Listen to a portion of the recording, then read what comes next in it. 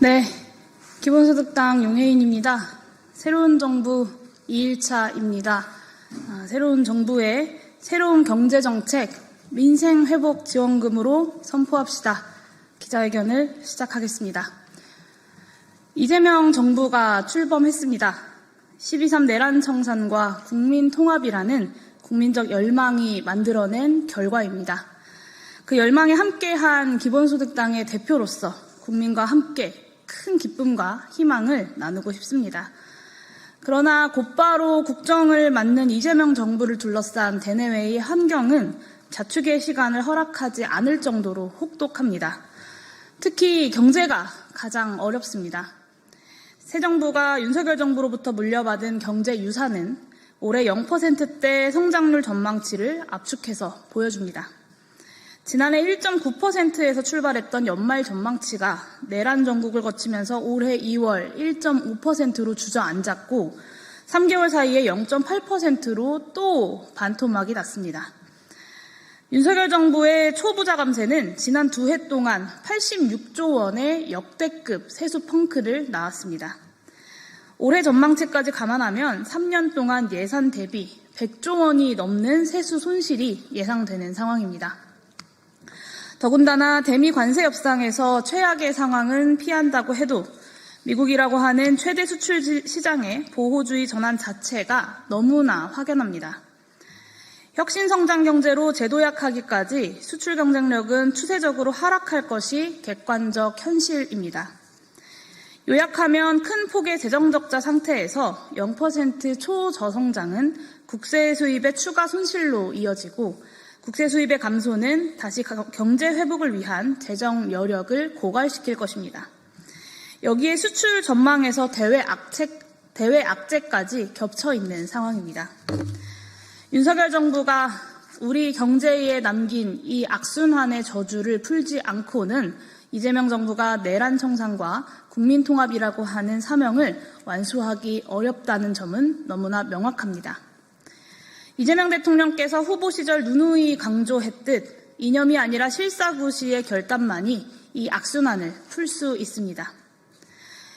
이에 기본소득당은 민생회복 최우선 정책으로 민생회복지원금을 제안드립니다. 올해 2회에 걸쳐 전국민 민생회복지원금 추경안을 편성해서 빠르게 집행합시다. 소멸성 지역화폐 형태의 재정 지출은 코로나19 상황에서 재난지원금의 거시경제 효과를 통해 충분히 입증됐습니다.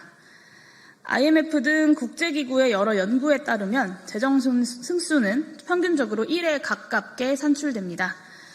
윤석열 정부와 보수 언론은 재난지원금의 소비 승수가 0.3에 불과하다라고 깎아내렸지만 이는 다분히 재정의 경제 역할을 최소화하고자 하는 긴축재정 이념에 따른 보수적인 추정일 뿐입니다.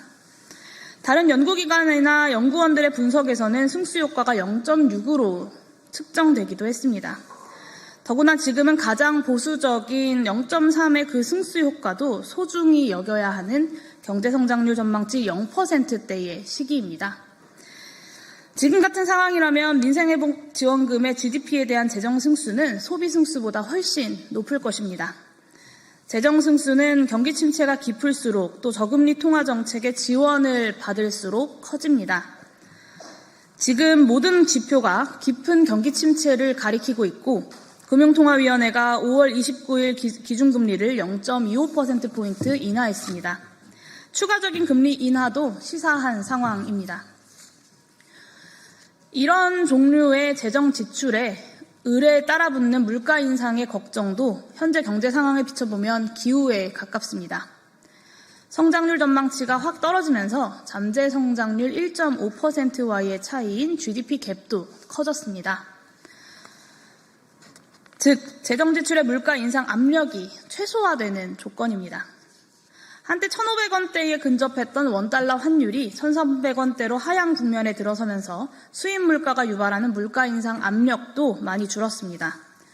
전국민 1인당 25만 원의 민생회복지원금을 2회 지급 시 약 26조 원 정도가 소요될 것으로 예상됩니다.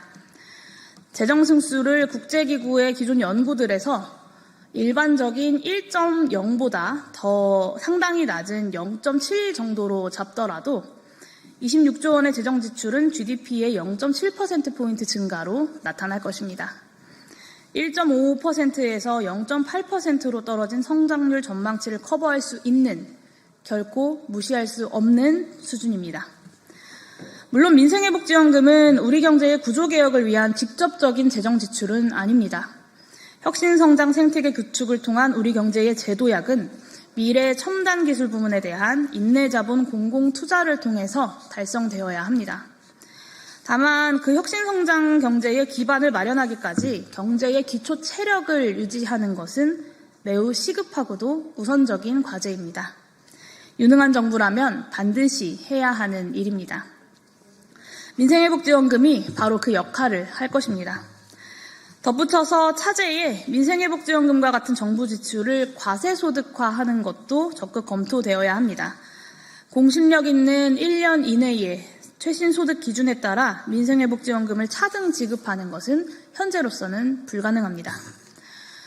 민생회복지원금처럼 경기 진작용 보편적 공적 이전 소득에 제대로 된 과세가 이루어지면 국민 누구도 소외시키지 않으면서 소득이 높은 계층일수록 환수되는 금액이 커지는, 동시에 정부 재정 지출의 정당성과 효과성이 확연히 제고될 것입니다.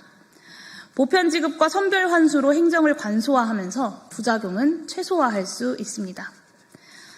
마지막으로 정부가 빚을 내서 재정 지출을 하면 마치 그 돈이 경제에서 유실된 돈인 것처럼 호도하는 무지성 비논리에도 우리 정치가 물러서지 않고 맞서야 합니다.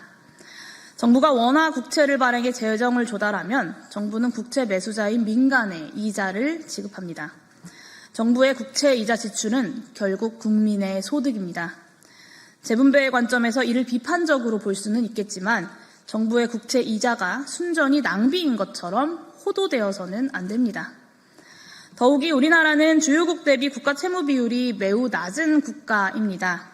경기 진작을 위한 재원을 국채로 조달할 여력이 크다라는 것은 명백한 사실입니다. 일부 극우 세력들의 공연한 프레임 정치, 가짜뉴스 논란 키우기에 주춤거릴 때가 아닙니다. 민생회복지원금은 거시경제에 미치는 실질적인 효과 이외에도 부자 감세와 짝을 이룬 윤석열의 긴축재정 기조와 단절한다라고 하는 상징적 의미도 매우 큽니다. 이와 함께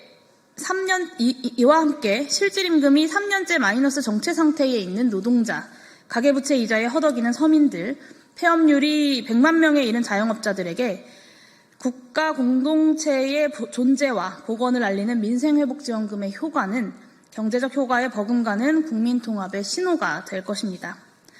민생회복지원금 추진, 경제 살리기와 국민통합을 향한 국민의 간절한 열망으로 집권해낸 이재명 정부가 적극 응답하기를 기대합니다. 국회가 내란 세력의 초긴축 재정에 맞서서 이미 수차례 추진했던 일이기도 합니다.